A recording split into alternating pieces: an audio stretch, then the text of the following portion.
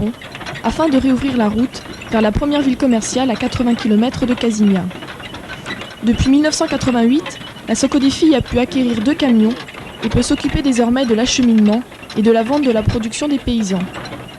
L'amélioration des infrastructures a permis à cette coopérative de mieux s'implanter et d'être plus efficace. À présent, elle est constituée d'un groupement de plusieurs coopératives qui s'étendent sur toute la région.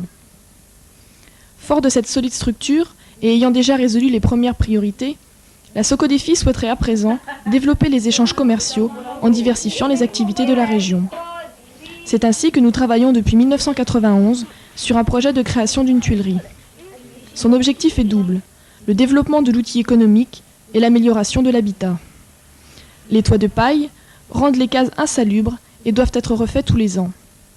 La tôle ondulée est onéreuse et mauvaise sur les plans acoustiques et thermiques.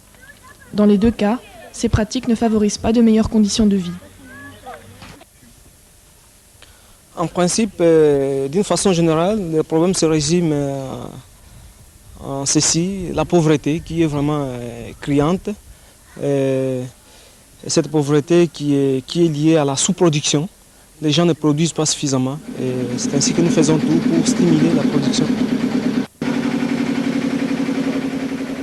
C'est de cette analyse et de cette volonté d'agir qu'est issu le projet de tuilerie. Il devrait donner les moyens à la Socodefi de développer une activité économique importante dans la région et d'enrayer ce problème de sous-production. Cependant, pour qu'un projet soit réalisé, il ne suffit pas uniquement que ces objectifs satisfassent les besoins de la région. Mais il faut de plus que certaines conditions soient réunies. Tout d'abord, le projet doit provenir de l'initiative de la population et doit s'exprimer au travers d'un partenaire précis et défini. Ce partenaire se doit d'être le véritable porte-parole de la motivation et des intérêts de la population. Vous savez que les projets de développement ne sont pas montés dans les bureaux, mais les idées doivent provenir de la base. Et je dois dire que la base, jusque-là, vit au quotidien. Il faut arriver à définir ses besoins dans l'avenir et ça, ce n'est pas chose facile. Quand il s'agit de la famine, on ne parle que de la famine. Quand il s'agit de la santé, on ne parle que de la santé. Nous essayons de faire tout pour pouvoir faire une programmation à long terme, mais les éléments qui doivent nous venir de la base ne sont pas encore réunis.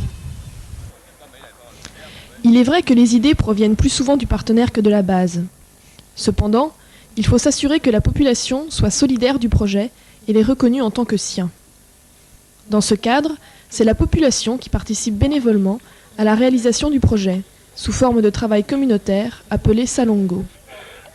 À titre d'exemple, nous élaborons avec une autre coopérative de la région, la CODAF, la construction d'un gué. Ce projet, réalisé pour désenclaver une région agricole, a nécessité plus de 300 jours de travail communautaire, ce qui confirme bien la volonté de l'ensemble de la population à se développer.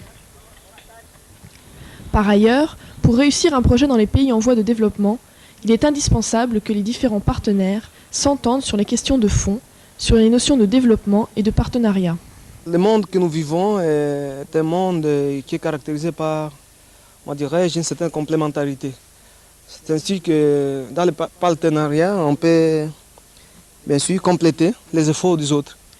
On peut échanger des points de vue et enrichir les expériences.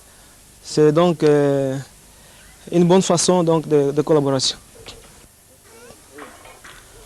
En principe, le développement est un long processus. Et dans ce processus, il faut qu'il y ait la participation de chaque côté, de chaque part. Bon, je pense que le partenariat, un inconvénient important, c'est ce que les gens pensent. Comme ils ont la misère, que le Nord doit tout faire, ils doivent croiser les bras et le Nord donner tout. Et c'est là le grand combat que nous sommes en train de mener, que le partenariat c'est plutôt un complément aux efforts qu'on fait. C'est en partageant cette conception du partenariat qu'Ingénieurs sans frontières a aménagé avec la section féminine de la Socodefi 4 sources dans la région.